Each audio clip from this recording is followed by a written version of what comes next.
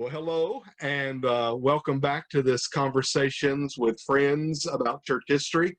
And this has been fun. Already getting to talk to some of my heroes and some of my friends, and really a blessing in this episode to talk to my friend Jeff Robinson. And you'll notice we're sporting our favorite baseball teams jerseys on this recording.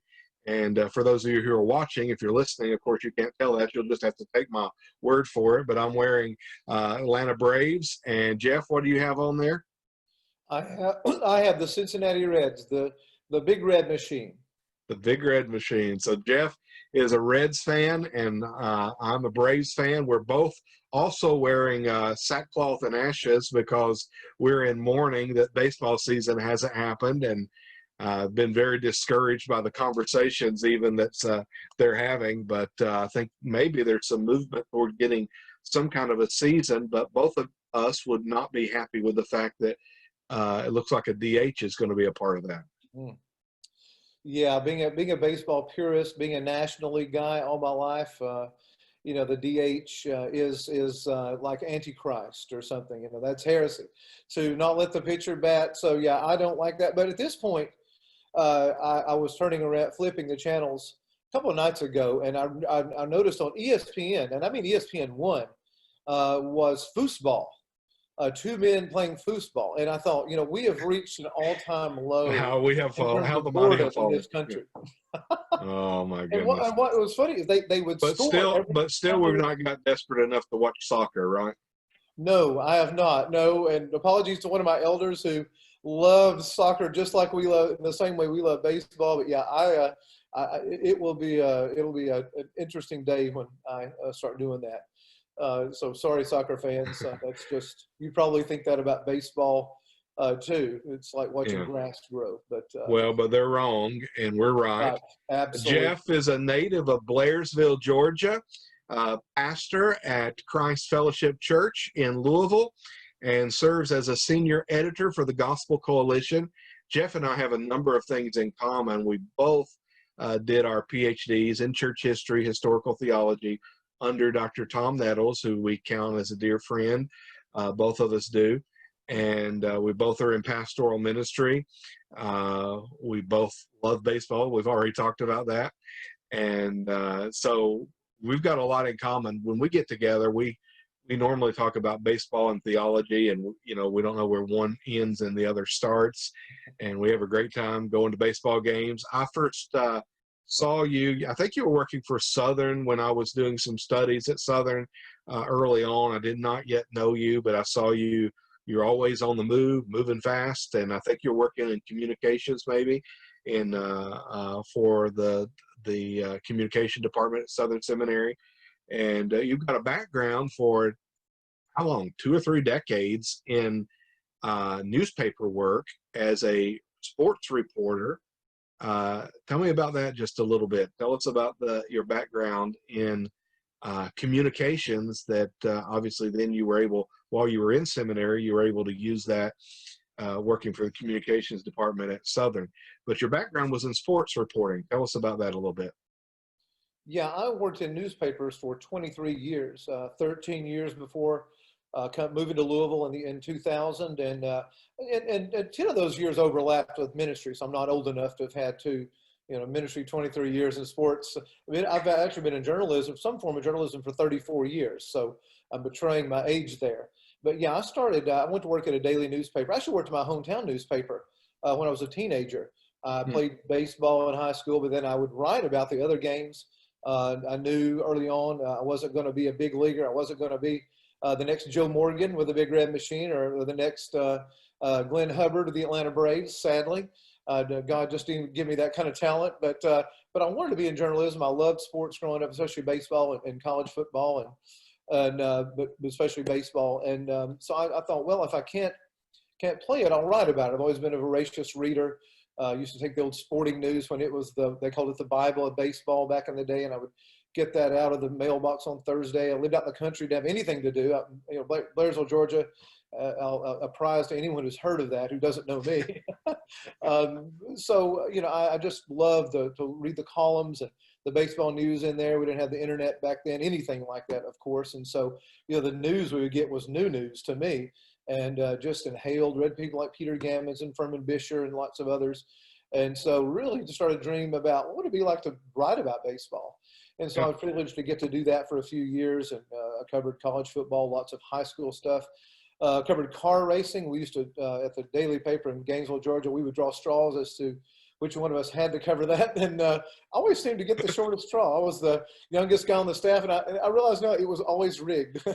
Yeah. And so that Robinson got the shortest straw. I remember covering the Atlanta Falcons, Detroit Lions once on Christmas Eve, and I drew the shortest straw. And the Falcons were like, 4-11, and the Lions were what they usually are. And so, but it was a lot of fun. I did that for a lot of years for Gannett News Service. When we came here to Louisville, I worked at the Courier Journal while I got my education. While I worked at the seminary, a bunch of kids, a lot of mouths to feed, but loved doing that. I got to cover the Louisville Bats a lot since my background was in baseball, and just had a lot of fun. Got to cover the World Series a couple of times. Super Bowl 1 year. Just the Lord's given me a lot of opportunities, especially in sports, but also I've worked in news for a long time. But I always tell my wife, if I couldn't write a little, I would be altogether worthless. So so I do love to write and love sports, and still do. I write for a couple of historical societies, baseball historical societies, and things like that, just to kind of scratch that itch. And I'm like you, I read a lot of baseball books and biographies and things like that. I'm reading the biography of Branch Rickey right now, as a matter of fact. I think my first love for history was reading baseball history and reading biographies of Stan Musial and Yogi Berra, Ted Williams when I was a kid. And I really got a hunger for history out of that. I had a book of great moments in baseball history and read all those, and can tell you more about things that happened in the 60s and 70s and 80s than I can about what happened last year. I've just enjoyed that background. You had not only that interest in baseball and sports and your work as in the newspaper business as a reporter, but also now you comes to Southern Seminary. You're called to ministry, obviously. You're eventually doing a PhD, and you choose as your topic a man by the name of H.H. Tucker. And I'm guessing less people who've heard of Blairsville have heard of H.H. Tucker, but maybe I'm wrong. Tell us about how you chose him. And I think there's some similarities that I see. As I was thinking about today, and I was looking at your dissertation, I was thinking about the similarities in terms of he ends up being, as you know, I'm not telling you anything, editor of a newspaper, a state Baptist paper, but has a heart for discipling and pastoring, mentoring people through his publications. And you've done much of the same. You're mentoring people through the writings that you're doing through the Gospel Coalition, books that you've edited and written. They're serving with a pastoral intent, to use the term you use for your dissertation. How did you come to choose H.H. Tucker? And tell us a little bit about his background. I shared a couple of things, but I would share a lot more.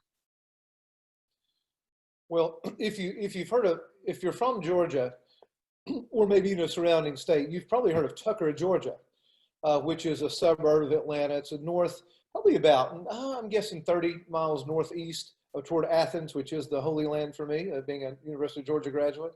But it's a suburb of Atlanta. It is actually named after H.H. or Henry Holcomb Tucker, who was in his day a famous Southern Baptist theologian. He lived during the antebellum and postbellum period, died in 1886. He owned the Christian Index of Georgia. He pastored for a short time, but he preached all up and down the eastern seaboard. He was almost, I laugh and say he was almost an Al Mohler before Al Mohler. He was a culture warrior, wrote about all the issues of the day in the paper and brought theology to bear on that. He was a great theologian. He studied under John Ledley Dagg at Mercer University. He was president of the University of Georgia, my blessed alma mater at the turn of the century, the turn of the 19th to the 20th century, or I'm sorry, about 30 years before that. The man who was the president at the turn of the century, Patrick Hughes Mell, was who I originally set out to write my dissertation on. But after working, after talking to Greg Wills, who previously appeared on one of your broad podcasts here, and Tom Nettles, we just couldn't find a lot. His memoirs are lost. I mean, I talked to family members, went to the University of Georgia, researched, went to Mercer, but there just wasn't enough. That's why a biography hasn't been written on him. I was young and cocky and thought, well, I'll be the one who finds the Holy Grail of P.H. Mell, who's, of course, a Georgia pastor in what's known as Mell's Kingdom for 3 churches there outside Atlanta, Greene, Taliaferro County. And again, if you're familiar with Georgia and Athens area, you know that probably. But when that turned out to be a dry well, Tom Nettles, I remember sitting in his office one day. I made a suggestion of some topic he hated. He just did not like it at all. And he said, I don't like that. Why don't you do H.H. Tucker? And then he knows and you and I, another thing that I have in common, Steve, is we love biography. And I love reading about people. That's why I went into journalism. I love people's stories. We all have a story. And I'll read just about anybody's story. I mean, I've read biography. I read, like you, presidential biographies all the time. I want to read one of every president before I died. I've read Keith Richards' biography. I mean, you name it, I'll read it. So writing a biography of a man no one ever had been kind of lost to history was very attractive to me. And making it kind of what my friend Peter Beck called a theography, a theological biography, because we do historical theology more than just church history. That's my main interest. So that really appealed to me. And as I began to research him in the library at Southern and at Mercer and back in my other hometown in Athens, it was a rich vein of just pure gold. I mean, he wrote about theology and ethics and all these things. And he wrote about Mormonism as it's making inroads into the South, and the JEDP. I remember writing articles about that and warning Southern colleges and to stay away from that. I mean, even UGA was still considered a Christian college back then, no longer, sadly, as I can attest. But so I was intrigued by that. And Tom, I remember him saying, and he was a newspaper editor. Yeah. And as we learned, as I began to dig, I realized he had actually owned the Christian Index.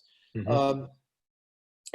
And so he served people by writing. And that really gave me, I mean, I always want to be a pastor. I want to be, I've never known what I want to be when I grew up. So a pastor, a theologian, journalist, historian, all those things. It was all kind of wrapped up into him. Again, he studied personally under John Ledley Dagg. And I felt like that's a good parallel with Tom Nettles. I mean, a legendary theologian, first writing theologian among Southern Baptists. And of course, Tom is the preeminent Baptist historian, I think, of our time. And I'm prejudiced, obviously, but I do believe that. So, there was just a lot of commonality. And turns out he spent time in Blairsville. He'd write about that. I thought, this is really interesting how he would come up there and preach revivals. I mean, of course, revival meetings protracted meetings are big among Southern Baptists. And he'd write about revivalism and just he would critique it.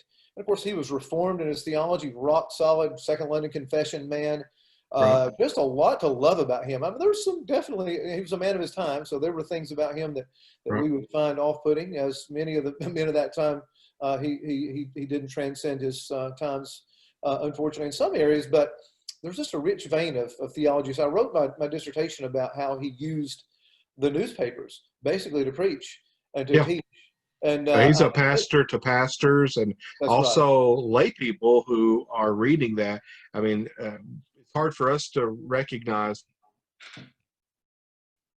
from our perspective how dominant Baptist papers were in the life of people, ordinary people, and certainly pastors. And so he had tremendous impact in his, like you said, theological views, as well as addressing issues in the culture. And, this is a guy who was served as a brief stint as president of Mercer, chancellor of the University of Georgia, but really his life work was with the Christian Index. And for those of you who don't know that, you kind of picked up probably this is a state paper, the Christian Index, the oldest, I think probably still the oldest continuous running Baptist state paper.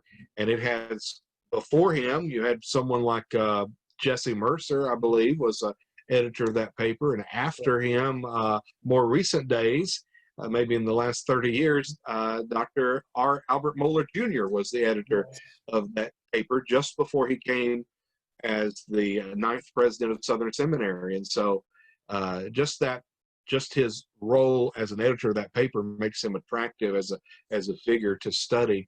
And you did a great job of showing how he emphasized theology, ecclesiology.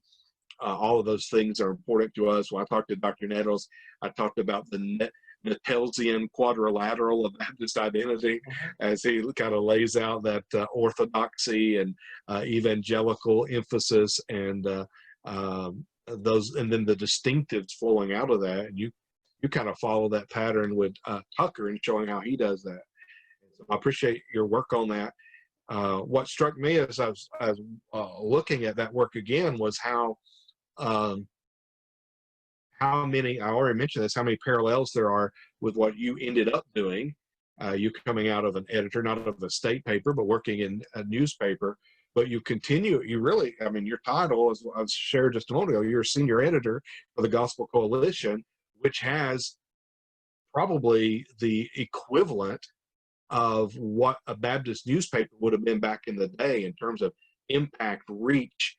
Pastors are reading it, lay people's reading it, and so you are pastoring pastors through those articles that you've written. So it's interesting, God's providence, that you're mirroring a 21st century version of what Tucker did in the 19th century. So I'm thankful for that, thankful for God's providence and how he's using you, and you're doing that through your writings as well, a number of things. One of the things I appreciate too, and you mentioned some of the ways in which Tucker was a man of his times. I was blessed, encouraged, and a little bit surprised to see how honestly and forthrightly you dealt with the slavery issue, and you addressed that topic in your dissertation, and you condemned. You flat out said he was wrong on these issues. He did not transcend his culture on these issues, and even though in other areas he seemed to be able to speak in a way that reflected biblical authority, in a way that confronted even his contemporaries when necessary, on this issue, like so many others, he demonstrated his fallenness and his sinfulness. And this was something you wrote. I think, was that published or written in 2008 or 2006? I think 2008. That's right. Yeah. And it's long before the conversations we're having today, but I appreciate the fact that you did not do a hagiography. Right. You actually dealt with this person seriously. You took him warts and all, so to speak, and you did good historical work. I appreciate that. And it stands the test of time when you do that. So thank you. Well, yeah, I mean, true history is not hagiography. I mean, I was a fan, just like I'm a fan of Spurgeon and Bunyan and J.C. Ryle and all these men, but they're men. I mean, they're sinners, and they have blind spots. Just like, I know someday you and I are going to have our blind spots pointed out by somebody else. Somebody will be, our generation, they'll be writing about the theologians and pastors in our generation, and we have those. And we have to be honest about those. I think it's sub-Christian to be less than honest about that.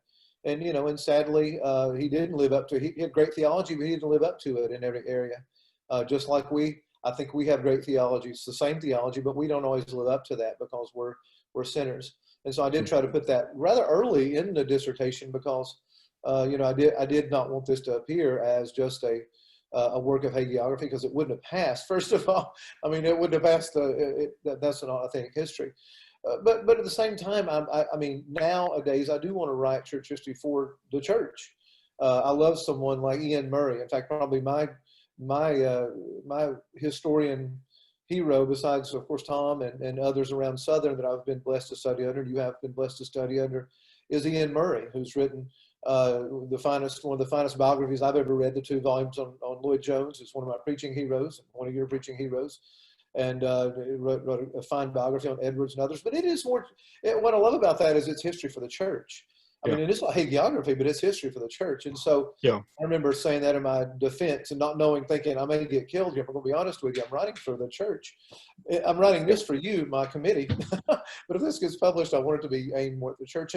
But part of that is being honest about these blind spots and these sinful these sinful rationalizations they made about these things. Again, I have them too, and I don't see them. That's why they're blind spots. So, but Tucker, I mean, he was commendable in so many ways, and it was a lot of fun to kind of build him from the ground up, because I know where I played high school baseball in Tucker, Georgia, against their high school, and had been through there many times, but I did not know. In fact, I sent them a copy of my dissertation, and the Chamber of Commerce, they had no idea who this man was, and so they were grateful for Yeah. that, and they didn't know a lot about it. So Yeah. I guess I'm the leading expert on the father of their fair city. Yeah, that's the great thing about doing a doctoral dissertation. You become a expert on that small slice of history, whatever it is, and so you're the leading guy on H.H. Tucker. So thank you for your work, but I'm really thankful for how that's set you up. I mean, you've served in pastoral ministry, but through your writings, like through the Gospel Coalition and other things you publish, you're continuing to mentor. I mean, you're not really, although you still do, like me, I'm a pastor, do adjunct teaching, do some writing. I focus more on church history. You focus more on doing things that will be helpful to pastors. Part of that's your role with the Gospel Coalition, I'm sure, but it's also your heart kind of, maybe there's going to be a dissertation one day on the pastoral intent of the writings of Jeffrey Robinson Sr. But we won't live long enough to see that, but maybe that will happen one of these days. You published, you've co-edited some things with Dr. Carson, a couple of works. You've edited some things with Colin Hansen. You've also co-authored a book with Michael Haykin on To the Ends of the Earth. Of course, I've talked to Dr. Haykin on this series that we're doing, and that was a very important work, because it shows how, coming out of the Reformation, Calvin and his heirs, so to speak, actually had a missionary impulse, which is something that's often denied or the kind of caricatured, that those who are Calvin and his followers would not be interested in evangelism missions. And that work kind of just traces that through from Calvin onward, and shows that's not the case. What's your reflections on that as you worked with that on Dr. Haykin? Yeah, I mean, we had the idea. I think it was in 2010 during the Andrew Fuller conference that you were at, and probably gave a paper in. I think I did too. And I remember sitting listening to one of the presentations, and I don't remember who was giving the presentation, but the idea kind of popped into my head, and I resisted looking at my phone to see if anything had written on this, but I started talking to Dr. Haykin about it. Like, has there been a book? I know there's been articles written on the reformers and missions and evangelism, but there hasn't been a full-length book. And so I began to search and realized there was nothing like that at all. And I was surprised. And as I began to research it, we queried with Crossway. They loved the idea and bought the book. And so as I began to research, I had a lot of Calvin's exegesis, and it wasn't hard to find. I mean, you could, I think a good, certainly an undergrad or maybe a bright high school kid could have done.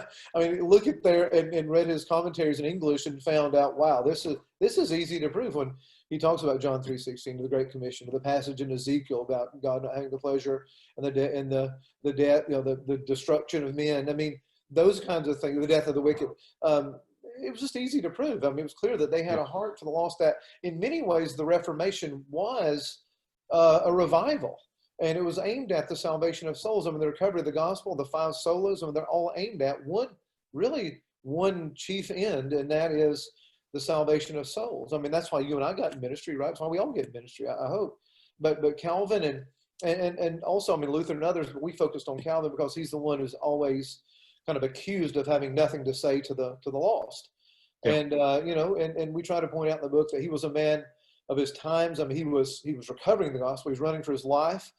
So he didn't send Carey to Bengal or anything like that. He couldn't have, but he laid the foundation for it. And certainly men like Andrew Fuller and William Carey and Adoniram Judson, they came in his wake, and drawing on his writings, on his theology, they took the gospel to the nations. And so, that's what we try to show. And I think it was easy to show. I mean, it's not been answered I kind Right. of feel like it's the death of death and the death of Christ. No one's answered that, so, but Yeah. I just think, that's just an old Yeah, and canon.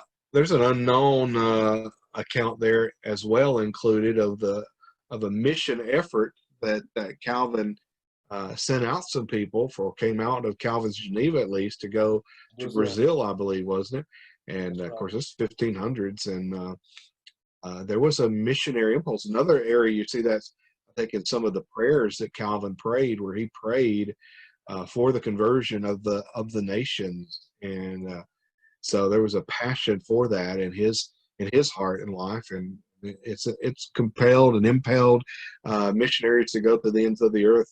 Ever since, that theology, a big God theology, that Christ has a people and that He will save them, and we can go to them and proclaim the gospel, knowing that God will use that to call people to Himself, and that's a powerful motivation. In fact, that's what motivates me as a preacher. If I thought it depended ultimately on my skill as a wordsmith or as a persuasive speaker or as a manipulator of emotions, then I would be pretty discouraged in evangelistic preaching. But instead, my confidence is that God has chosen to use the foolishness of preaching to save those who believe, and He uses that in conjunction with His Holy Spirit to draw people to Himself. So that's the confidence that we have as proclaimers of the gospel of Jesus Christ. What are Yeah. some things you're working on now that you're excited about? Well, I just finished a book, my first solo, first full length book, for the Gospel Coalition. Is coming out later this summer, or maybe early fall. We're still, COVID-19's kind of thrown some of our publishing dates into chaos, but I finished it last fall. It's called Taming the Tongue: How the Gospel Transforms Our Talk. It's very practical. It's kind of a practical theology of talk. And, it's born out of some experience I had early in the ministry, where an elder confronted me and told me I talked too much. And, and I began to explore the implications of that sinful behavior in my own life, and realized the Bible has a lot to say about that. So I did a class in my church in Birmingham, Alabama, 2012 on that in the summer. It was very popular. And so I kind of kept that outline, and with the intent of writing a book about it someday. And now I've done that. So that will be out, Lord willing, again, in the next few weeks. I just That's great. Nathan Finn and I have edited a 2-volume work on the life and theology of Andrew Fuller, which you have a chapter in. Oh yeah. That's coming out, I think, in the fall. Maybe I finished my editing work on that here just a little while back, and so those things are in the hopper. Good. And I'm glad to hear that's coming out. yeah, I We've know been waiting on you're that probably for. surprised, aren't you? Yeah. Good, good news. So I know Always spent a good lot to of money, find out these things. Yeah. so there's that, and then I've been working on, and this one's going to be, this will get people's attention, and you know about this, Charles Spurgeon. I've been long been an admirer, like so many of us, of Spurgeon. I mean, we quote Spurgeon in our sermons all the time because we can't say it the way he did, right? I mean, and so, but I'm working on Spurgeon, a book project on Spurgeon and social ministry. Hmm. I've jokingly told people it's the woke Spurgeon, and that's not the title, but just it definitely would get some attention. But Yeah. Spurgeon had a very robust ministry to the poor. He Yeah. had many opened an orphanage, cared about drunkenness and dissipation, all the social sins in England. He was politically astute, very astute, had definitely some very clear political opinions, but what drove him was the Bible and evangelism. It wasn't political identity, anything like that. And so the discussion with Spurgeon is quite different than our debates today, but I think they can inform them. I mean, Spurgeon had some very pointed words for the South, you and I are both deep South people, during the Civil War, Yeah. over slavery, strongly opposed slavery, and he saw what our men and some of our heroes here didn't see, and strongly opposed that. So that's something that I'm researching as well. So very compelling. I'm not exactly sure. Crossway, I've been talking to them about. We're hoping they'll publish it, but it's still that's a bit of a work in progress. I'm even considering a co-author, a man who's done his research in that area. So Yeah. that's kind of what's going on right now.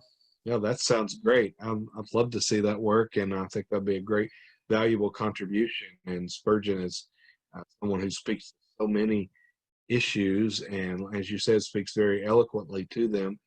And that's, he's in that I was thinking as you were saying that, he's in that classic framework of what an evangelical is in terms of, Yeah, Bebbington defined the quadrilateral on right. evangelical identity of being a biblicist, crucicentrism with an emphasis on the cross, conversionism, emphasis on conversion, but then also activism.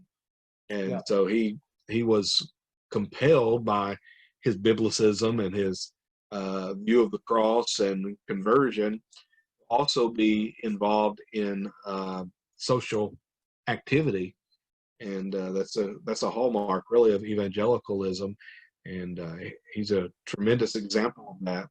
Uh, how the slave trade ended in England is through the impact of people like William Wilberforce, right. who's living those principles out, and Mueller and so many others we could think about who cared for those who are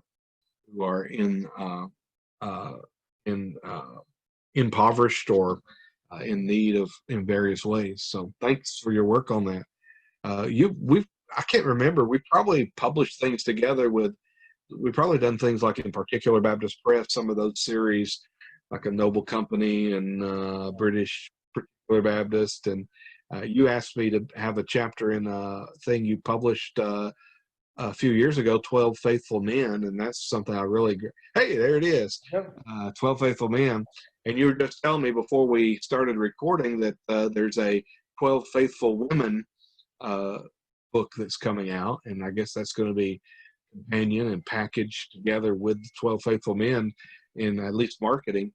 And so thank you for letting me do that. I've got to write about Andrew Fuller, and that was a work that you had a desire to see that minister to pastors as uh, how different pastors in history have endured various trials and crises and remained faithful. And those examples, obviously 12 of them in that book.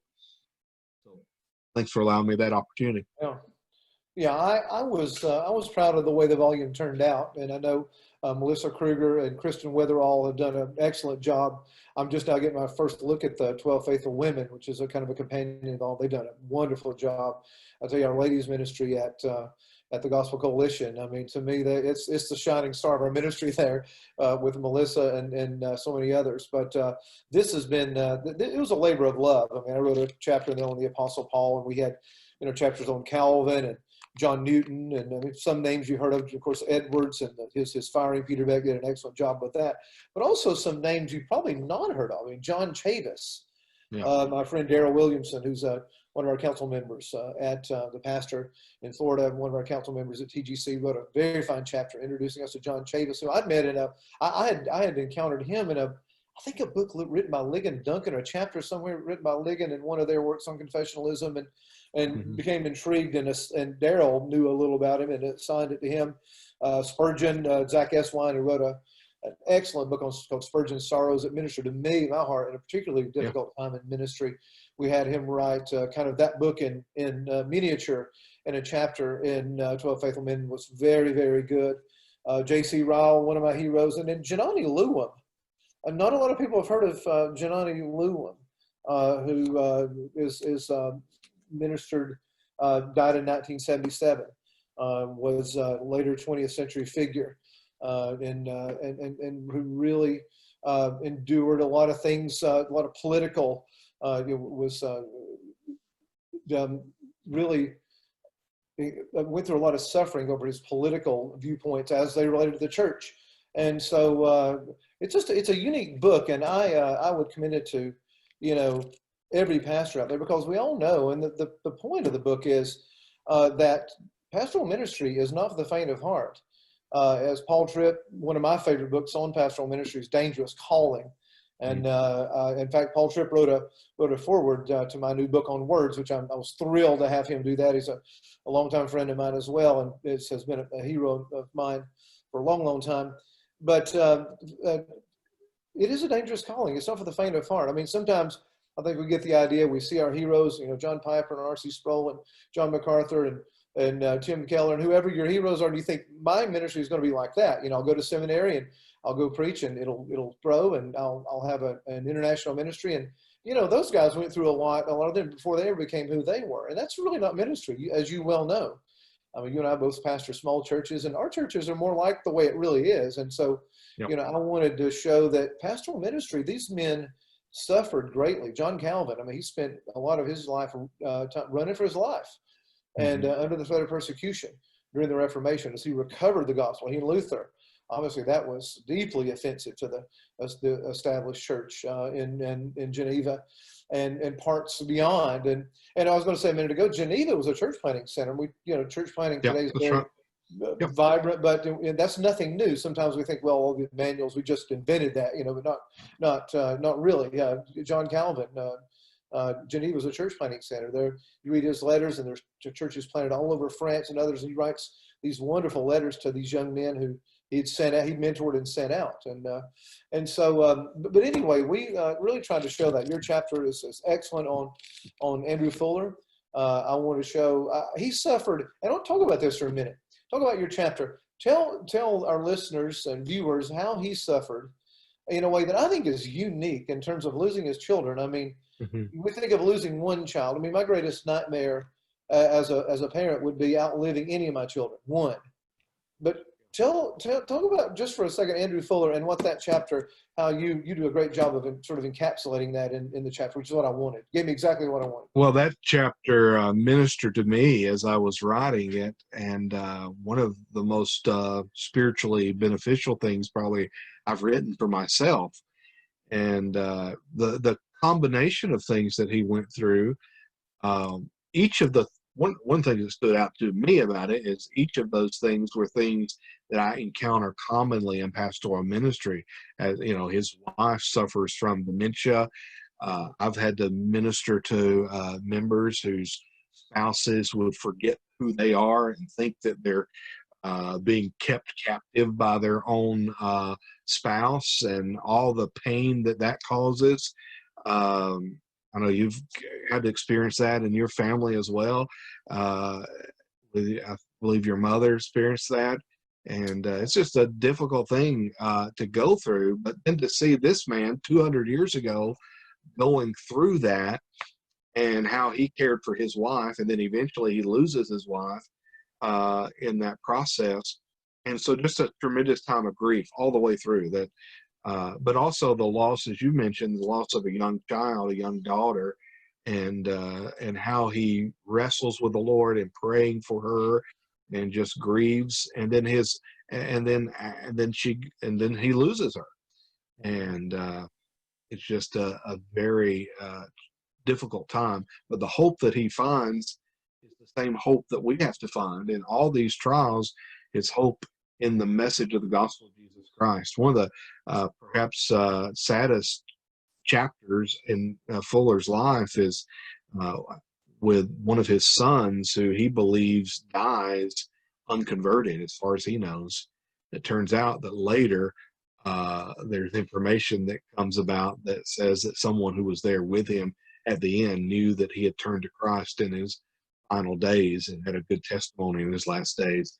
But Andrew Fuller never knew that about his son. And so just that pain of a wayward son, and as far as he knew, had gone to hell.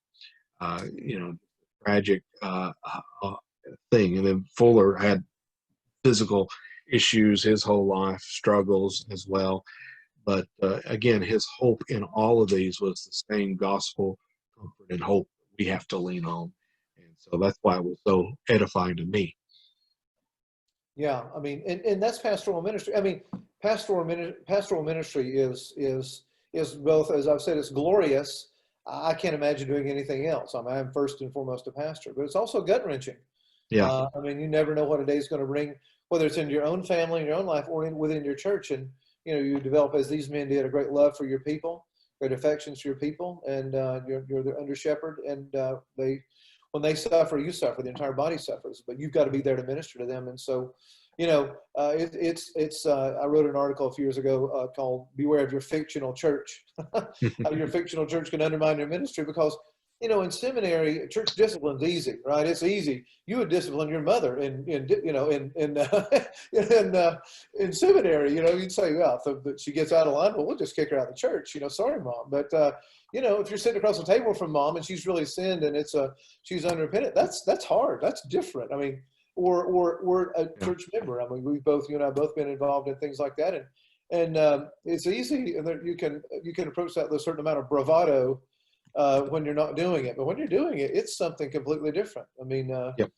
talking about when elders, we're in a situation arose in our church a few weeks back, and I said, it's amazing how before we arrived here tonight, and before I had to sit across the table from you all and these individuals, how easy this was going to be to me.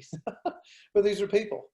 And, we go hard on issues and easy on people, as one of my old pastors told me a long, long time ago. Yep, it's you're exactly right. And one of the struggles I think I had early on in pastoral ministry, I'm not sure you struggled with this, trying to make a church that someone else would be pleased with more than caring about shepherding and pastoring the people who are there. And as I've matured and grown in ministry, I'm more interested in shepherding the people that God's given me, regardless of what any who may be watching from the outside think about that. If I'm doing what I know is right before God, then in one sense I'm now free not to care what others think. I'm going to do what's right for the people that God's entrusted to me. And at the end of the day, that's what we're going to give an account for. Thank you for your example of faithfulness in pastoral ministry and how you're ministering to the body. Thank you for your friendship. And I look forward to us having a conversation at a baseball field, as we like to go and watch baseball and talk for 3 hours straight about various things while we're watching a game. I look forward to doing that again one day in a post-COVID-19 world, maybe. Yes. And at least maybe we'll get some baseball on television. And until then, we'll just keep we'll keep waiting. Well, one of the things our friendship has been built around, we've done every year that I think is important to note is we, for how many years in a row have we gone to a Reds Braves game together, taking our boys, taking our sons, and sometimes other friends, and go. It's been a family tradition. When I lived in Birmingham, and I would call you on the day that the Reds and Braves played in Cincinnati and say, Steve, I'm really missing you, man. But for years we've done that. So we thought it was fitting to wear our jerseys tonight and to sort of a symbol of our friendship, because we've had a lot of fun. And I don't know, I think the Braves have won most of those games in recent years, because the Reds, few people believe that the Reds I grew up rooting for were the best team in baseball, and now not so much. But you have to stand by your team. But I'm with you. I hope we get to do that sooner rather than later. Yeah, go Braves. And thank you, Jeff, for your time. And I'm continuing to watch you and thank God for you and pray for you and see how God's using you in your ministry. So stay faithful, keep doing it, and God bless you. Lord bless you. You likewise, brother. Thank you very much.